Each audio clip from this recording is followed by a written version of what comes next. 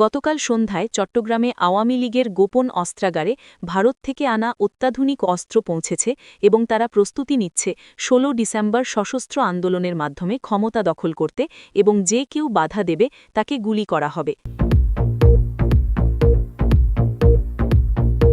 আজ সকালে বাংলাদেশ ব্যাংকের গভর্নরের গোপন মিটিং ফাঁস হয়েছে, যেখানে তিনি বলেছেন ইউনূস সরকার দেশের অর্থনীতি ধ্বংস করে দিচ্ছে এবং শুধুমাত্র হাসিনা এবং আওয়ামী লীগ ফিরলে অর্থনীতি বাঁচবে, তাই তিনি চাচ্ছেন সরকার পরিবর্তন হোক।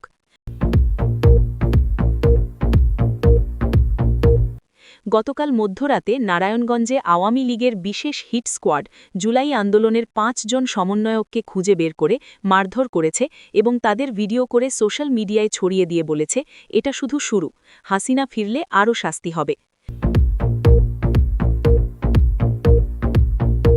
আজ দুপুরে খুলনায় আওয়ামী লীগের গোপন বৈঠকে সিদ্ধান্ত নেওয়া হয়েছে যে যারা জুলাই আন্দোলনে মারা গিয়েছে বলে দাবি করা হচ্ছে তাদের বেশিরভাগই মরেনি, বরং তারা পালিয়ে গেছে এবং এটা ছিল একটা বড় নাটক ক্ষমতা দখল করার জন্য।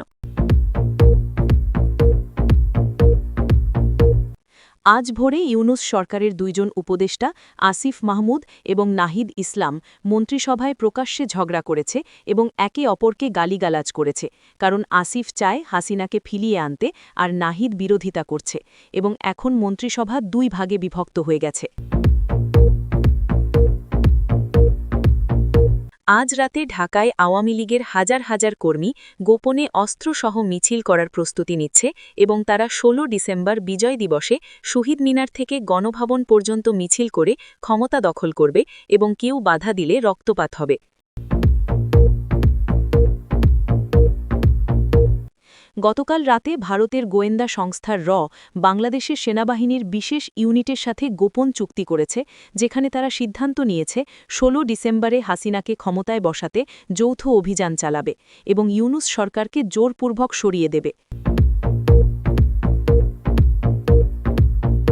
গতকাল গভীর রাতে হাসিনা গোপন ভিডিও বার্তায় ঘোষণা করেছে আওয়ামী লীগের নাম পরিবর্তন করে নতুন দল গঠন করা হবে, যার নাম হবে মুক্তিযুদ্ধের বাংলাদেশ, এবং এই দলই আগামী নির্বাচনে জিতবে, কারণ আওয়ামী লীগ নাম নিষিদ্ধ করা হয়েছে, তাই নতুন নামে আসছে হাসিনা।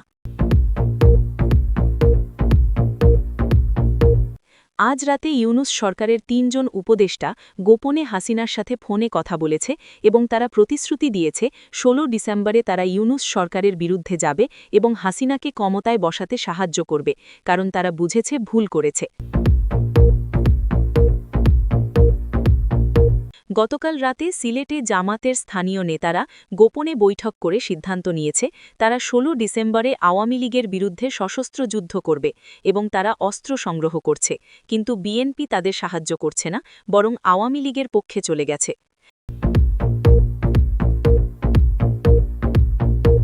আজ সকালে হাসিনা ভারত থেকে গোপন বার্তায় বলেছে যে যারা জুলাই অগস্টে তার সরকারকে উৎখাত করেছে তাদের একজনও বাদ যাবে না এবং তার কাছে ৩৭৫ জনের নাম ঠিকানা আছে যাদের খুঁজে বের করে প্রকাশ্যে ফাঁসি দেওয়া হবে। গতকাল রাতে রাজশাহীতে আওয়ামী লীগের সশস্ত্র ক্যাডাররা ইউনূস সরকারের সমর্থকদের বাড়িতে হামলা চালিয়ে আগুন দিয়েছে এবং প্রকাশ্যে হুমকি দিয়েছে যে ১৬ ডিসেম্বরের পর যারা হাসিনার বিরোধিতা করেছে তাদের বাড়িঘর জ্বালিয়ে দেওয়া হবে। আজ সকালে ভারতের প্রধানমন্ত্রী বাংলাদেশ সেনাবাহিনীর প্রধানকে ফোন করে বলেছে যে ১৬ ডিসেম্বর হাসিনা বাংলাদেশে ফিরবে এবং ভারত সামরিক সাহায্য দিতে প্রস্তুত আছে, যদি কেউ বাধা দেয় তাহলে ভারতীয় সেনাবাহিনী সীমান্ত পার হয়ে আসবে। গতকাল গভীর রাতে আওয়ামী লীগের গোয়েন্দা টিম জুলাই আন্দোলনের সব ভিডিও এবং ছবি বিশ্লেষণ করে প্রতিটি আন্দোলনকারীর চেহারা চিনে ফেলেছে এবং তাদের একটি ডিজিটাল ডেটাবেস তৈরি করেছে, যেখানে ৫১৩ জনের নাম আছে যাদের ১৬ ডিসেম্বরের পর ধরা হবে। গতকাল সন্ধ্যায় বরিশালে ইউনূস সরকারের একজন উপদেষ্টার গোপন সম্পত্তির তথ্য ফাঁস হয়েছে, যেখানে দেখা যাচ্ছে তার কোটি কোটি টাকার সম্পদ আছে যা তিনি দুর্নীতি করে জমা করেছেন এবং আওয়ামী লীগ এই প্রমাণ প্রকাশ করে তাকে কালো তালিকায় ফেলবে। দর্শক শুনছিলেন সংবাদ শিরোনাম, এখন বিস্তারিত। হাসিনার নতুন দল মুক্তিযুদ্ধের বাংলাদেশ। গতকাল গভীর রাতে একটি চাঞ্চল্যকর ভিডিও বার্তায় প্রাক্তন সরকার প্রধান শেখ হাসিনা ঘোষণা করেছেন যে আওয়ামী লীগ নাম নিষিদ্ধ করা হয়েছে বলে তিনি এখন একটি নতুন রাজনৈতিক দল গঠন করছেন, যার নাম হবে মুক্তিযুদ্ধের বাংলাদেশ। এই ভিডিও বার্তা গোপনে তার অনুসারীদের কাছে পাঠানো হয়েছে এবং এখন তা দ্রুত সোশ্যাল মিডিয়ায় ছড়িয়ে পড়ছে। ভিডিওতে তিনি বলেছেন, তারা আওয়ামী লীগ নাম নিষিদ্ধ করেছে, কিন্তু মুক্তিযুদ্ধের চেতনা নিষিদ্ধ করতে পারবে না। আমরা এখন নতুন নামে আসছি, কিন্তু আমাদের আদর্শ একই থাকবে। যারা মুক্তিযুদ্ধে বিশ্বাস করে তারা সবাই আমাদের সাথে থাকবে। তিনি আরও বলেছেন যে এই নতুন দল আগামী নির্বাচনে অংশ নেবে এবং জিতবেই, কারণ বাংলাদেশের মানুষ মুক্তিযুদ্ধের চেতনায় বিশ্বাস করে। তিনি বলেছেন, অনেকে ভেবেছিল আমাকে শেষ করে দিয়েছে, কিন্তু আমি ফিরে আসছি নতুন শক্তি নিয়ে। আওয়ামী লীগ নাম নিষিদ্ধ করা হলেও মুক্তিযুদ্ধের বাংলাদেশ নামে আমরা আবার জনগণের সামনে হাজির হব।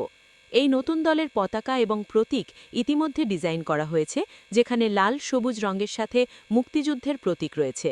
সূত্র জানাচ্ছে যে এই নতুন দলে আওয়ামী লীগের সব নেতা এবং কর্মী যোগ দেবে এবং তারা সংগঠন পুনর্গঠন করছে। তারা ইতিমধ্যে মাঠ পর্যায়ে কাজ শুরু করে দিয়েছে এবং গ্রামে গ্রামে গিয়ে মানুষকে বোঝাচ্ছে যে নাম পরিবর্তন হলেও তারা একই এবং তাদের লক্ষ্য এখনও মুক্তিযুদ্ধের চেতনা রক্ষা করা। শেখ হাসিনা ভিডিওতে আরও বলেছেন, যারা ভেবেছিল আমাদের শেষ করে দিয়েছে তারা ভুল করেছে।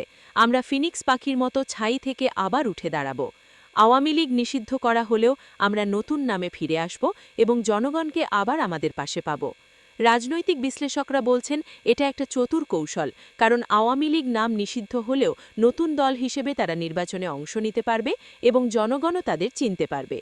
আওয়ামী লীগের নেতারা ইতিমধ্যে এই নতুন দলের জন্য নির্বাচনী প্রচারণা শুরু করে দিয়েছে এবং তারা বলছে যে নাম পরিবর্তন হলেও তাদের আদর্শ এবং লক্ষ্য একই আছে।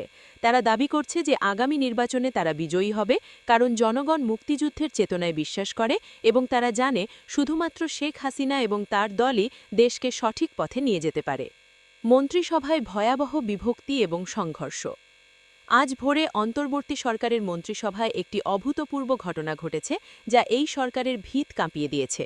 দুজন প্রধান উপদেষ্টা আসিফ মাহমুদ জোয়ারদার এবং নাহিদ এসএম প্রকাশ্যে ঝগড়া করেছে এবং একে অপরকে গালিগালাজ করেছে মন্ত্রিসভার বৈঠকে। সূত্র জানাচ্ছে, বৈঠকে আলোচনা হচ্ছিল কিভাবে প্রাক্তন সরকার প্রধানের ফিরে আসার হুমকি মোকাবেলা করা যায়।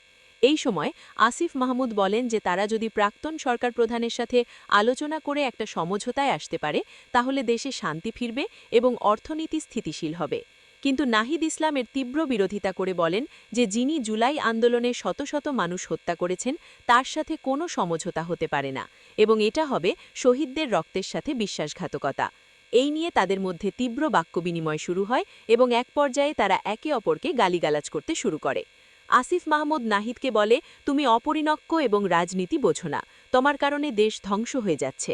জবাবে নাহিদ বলে, তুমি বিশ্বাসঘাতক এবং গোপনে হাসিনার সাথে যোগাযোগ করছো, তুমি আমাদের আন্দোলন বিক্রি করে দিতে চাও। এই সময় অন্য উপদেষ্টারা তাদের থামানোর চেষ্টা করে, কিন্তু তারা থামে না এবং পরিস্থিতি এতটাই খারাপ হয় যে বৈঠক বন্ধ করে দিতে হয়। বৈঠক শেষে দেখা যায় মন্ত্রিসভা দুই ভাগে বিভক্ত হয়ে গেছে। একদল আসিফের সাথে আছে, যারা মনে করে প্রাক্তন সরকার প্রধানের সাথে কোনো না কোনো সমঝোতা করতে হবে, না হলে দেশ আরও অস্থিতিশীল হয়ে যাবে। অন্য দল নাহিদের সাথে আছে, যারা মনে করে কোনো সমঝোতা হতে পারে না এবং তাদের লড়াই চালিয়ে যেতে হবে। রাজনৈতিক বিশ্লেষকরা বলছেন এই বিভক্তি অন্তর্বর্তী সরকারের জন্য খুবই বিপজ্জনক, কারণ একটা বিভক্ত সরকার কখনো শক্তিশালী থাকতে পারে না। তারা বলছেন আওয়ামী লীগ এই পরিস্থিতির সুযোগ নিয়ে তাদের ফিরে আসার পরিকল্পনা আরও জোরদার করবে। ভারত এবং সেনাবাহিনীর গোপন যুদ্ধ পরিকল্পনা।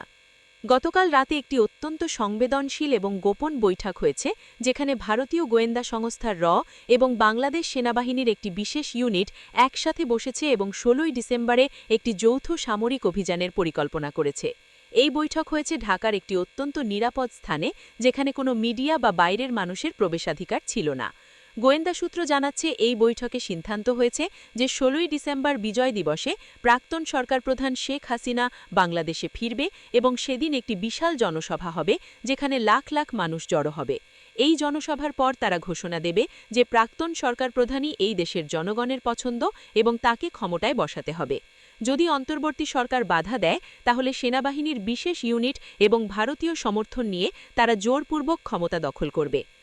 কর্মকর্তারা এই বৈঠকে বলেছে যে ভারত সরকার এই অভিযানে পূর্ণ সমর্থন দিতে প্রস্তুত এবং প্রয়োজনে ভারতীয় সেনাবাহিনী সীমান্তে অবস্থান নেবে যাতে কেউ বাধা দিতে না পারে।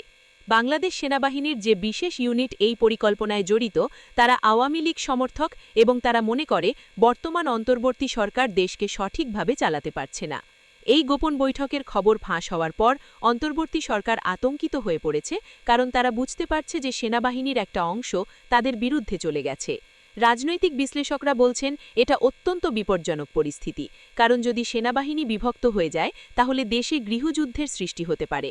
তারা বলছেন ১৬ই ডিসেম্বর বাংলাদেশের ইতিহাসে একটি নতুন মোড় হতে যাচ্ছে এবং সেদিন কী ঘটবে তা এখনই বলা কঠিন।